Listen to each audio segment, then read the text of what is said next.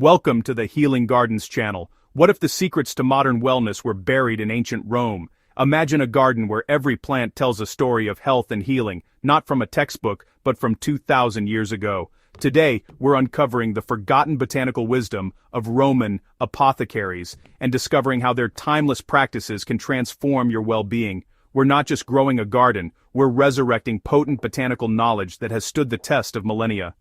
Get ready to transform your space into a sanctuary of ancient botanical power for a healthier, happier you.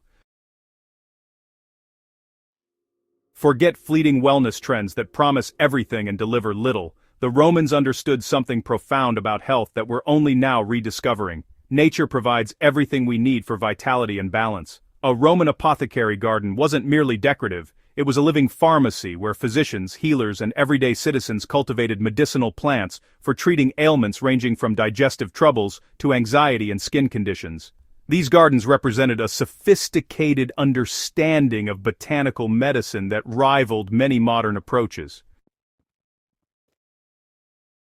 What makes this ancient wisdom so relevant in 2025? We're living in an era of overwhelming wellness information, yet many feel disconnected from genuine, sustainable health practices. Roman apothecary gardens offer something our fast-paced world desperately needs: a tangible, hands-on connection to healing that you can literally dig your hands into. When you grow your own remedies, you're not just consuming wellness, you're participating in it. You understand the plant's life cycle, you witness its transformation, and you develop an intimate relationship with the medicine you're creating. This mindful engagement itself becomes therapeutic, reducing stress while connecting you to thousands of years of human wisdom.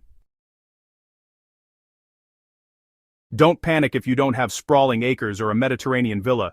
Roman apothecary principles adapt beautifully to any space, from a sunny balcony to a modest backyard. The Romans valued functionality and beauty equally, designing gardens in organized quadrants that made plant care and harvesting efficient. You can replicate this by dividing your growing space into sections based on plant needs: one area for sun-loving herbs like lavender and rosemary, another for shade-tolerant plants like violets and parsley. Container gardening offers exceptional flexibility for urban dwellers wanting to embrace Roman botanical traditions. Terracotta pots, which the Romans themselves used extensively, provide excellent drainage and breathability for Mediterranean herbs.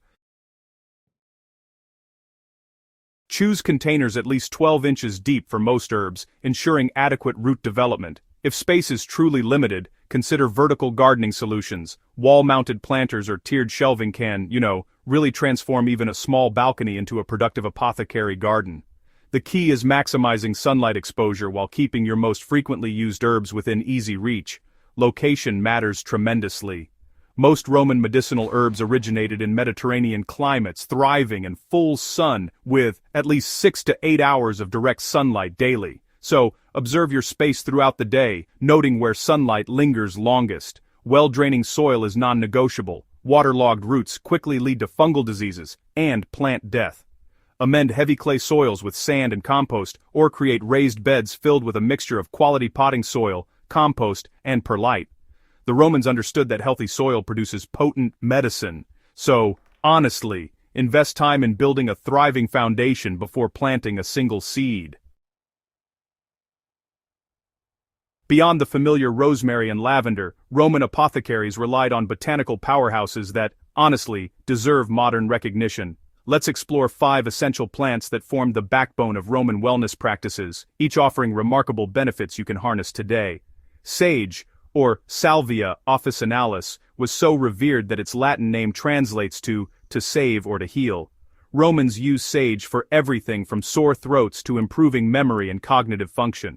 Modern research validates this ancient wisdom, confirming sage's antimicrobial properties and its potential to enhance brain function. Grow sage in full sun with well-draining soil, allowing the soil to dry between waterings. Start from nursery transplants rather than seeds for faster results, spacing plants 18 inches apart. Harvest leaves just before flowering when essential oils are most concentrated. Common pitfall: overwatering. Sage is drought tolerant and honestly despises wet feet. Fennel, both common and sweet varieties, dominated Roman cuisine and medicine. They chewed fennel seeds after meals to aid digestion and freshen breath, while fennel tea soothed colicky infants and nursing mothers. Today, we recognize fennel's carminative properties that relieve gas and bloating, plus its gentle support for hormonal balance. Fennel grows tall, reaching 4 to 6 feet, so, position it carefully where it won't shade other plants. Direct sow seeds after frost. Danger passes in loose, fertile soil. Fennel develops a deep taproot and resents transplanting. Avoid planting near dill or coriander, as cross-pollination affects flavor. Harvest seeds when they turn brown but before they drop, and use fresh fronds throughout the growing season. Chamomile was the Romans' go-to for calming nerves and promoting restful sleep, a reputation that endures today. Roman chamomile is a low-growing perennial ground cover, while German chamomile is an annual that self-seeds generously. Both contain calming compounds that reduce anxiety and inflammation. Chamomile. Oh, it's such a versatile plant. It prefers full sun, but it can tolerate a bit of partial shade, making it a great choice for different spots in your garden. You should sow the seeds directly in spring, barely covering them because they need light to germinate. Keep the soil consistently moist until the plants are well established. When it comes to harvesting, aim for the flower heads when they're fully open but before the petals start to droop. A good time is mid-morning after the dew has evaporated. A common mistake is harvesting too late, when the flowers have passed their prime, which can result in a bitter tea. Now let's talk about wormwood. Known as Artemisia absinthium, it was held in high regard in Roman medicine, especially for treating digestive complaints and expelling intestinal parasites. Its intensely bitter compounds stimulate digestive enzyme production and support liver function. Wormwood is quite a sight with its silvery gray foliage, but it's incredibly bitter, so you need to handle it with care. Planted in full sun with excellent drainage, it thrives in poor soil where other plants might struggle. Make sure to space the plants about 2 feet apart because they can spread quite a bit. Remember, never consume wormwood in large quantities or for extended periods due to its thujone content. Use it only in carefully measured amounts for short durations, and it's best to avoid it entirely during pregnancy. Rue, or Ruta graveolens, was a trusted ally for Roman physicians, especially for treating eye strain, headaches, and inflammation. Nowadays, its use is a bit more limited due to potential photosensitivity reactions, but it still shows us how sophisticated Roman botanical knowledge was and why it deserves respect. When it comes to growing rue, make sure it's in full sun with lean, well-draining soil. Handle it with gloves because the sap can cause skin irritation, particularly in bright sunlight. Today rue is mostly ornamental, which reminds us that not all historical uses translate directly to modern practice. However, they all contribute to our understanding of the evolution of plant medicine. Growing these plants is just the beginning. The real transformation happens when you harvest and prepare them with mindfulness. The Romans understood that timing, method, and intention all influenced a remedy's potency. Harvest herbs in mid-morning after the dew has dried but before the day's heat diminishes the essential oils. Use clean, sharp scissors or pruners, cutting just above a leaf node to encourage bushier growth. Drying your harvest is a great way to preserve it for year-round use. You can bundle small bunches of sage, rosemary, or lavender, securing the stems with twine and hanging them upside down in a dark, well-ventilated space. Alternatively, spread individual leaves or flowers on screens or clean cloth, turning them occasionally until they are crispy dry. Store the dried herbs in airtight glass jars, keeping them away from light and heat, and make sure to label them with the plant name and harvest date. When properly dried and stored, herbs can maintain their potency for 6 to 12 months. Now, creating simple infusions, or herbal teas, is probably the most accessible way to enjoy the benefits of your Roman garden. Use 1 tablespoon of fresh herbs or 1 teaspoon of dried herbs per cup of just boiled water. Cover and let it steep for 5 to 10 minutes, then strain and enjoy. Chamomile and fennel make for soothing evening teas, while sage offers clarity in the morning. Beyond tea, you can infuse oils for massage or skincare by gently heating dried herbs in a carrier oil like olive or almond oil for several hours, then straining. Lavender and rosemary create wonderfully aromatic and therapeutic massage oils. Safety always comes first. Start with small amounts when trying any new herb, watching for allergic reactions or sensitivities. Pregnant and nursing women should consult healthcare providers before using medicinal herbs. Never replace prescribed medications with herbal remedies without professional guidance. The goal is complementary wellness, not substitution. Research each plant's contraindications and potential interactions.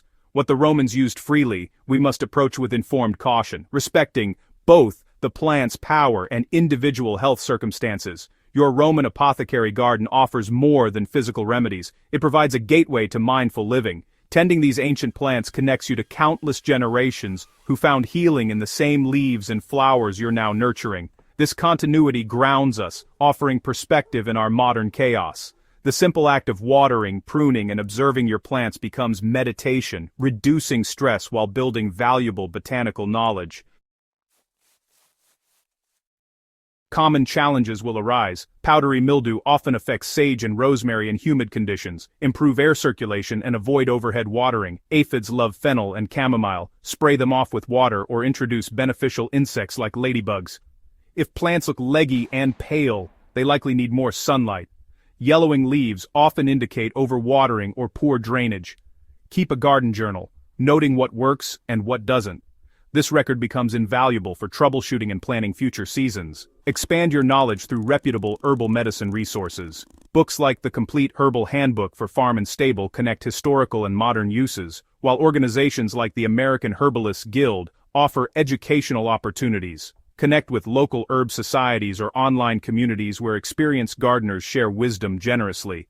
Remember, every master gardener was once a beginner who kept learning, experimenting, and growing alongside their plants. Beyond botanical benefits, embrace the complete lifestyle your Roman garden represents. The Romans valued balance, community, and connection to natural rhythms. Let your garden teach you patience as seeds germinate, resilience as plants weather storms, and gratitude as harvests arrive. Share your abundance with friends and neighbors, just as Romans shared knowledge and remedies within their communities. This generosity multiplies wellness far beyond your garden's boundaries. Your Roman apothecary garden is more than plants in soil. It's a living bridge between past and present, a personal wellness sanctuary, and a daily reminder that the best medicine often grows right outside our doors. As you cultivate these ancient herbs, you're not just gardening, you're participating in a tradition that has nourished humanity for millennia and will continue inspiring generations to come. If this journey into ancient botanical wisdom resonates with you, please subscribe to Healing Gardens and hit that notification bell so you never miss our explorations of timeless plant knowledge. Share this video with friends, family, or anyone ready to discover the profound connection between plants, wellness, and the garden. Together we're cultivating not just gardens, but a movement toward mindful, sustainable, and deeply rooted well-being. Thank you for joining me in the garden today, and until next time, keep growing, keep learning, and keep healing.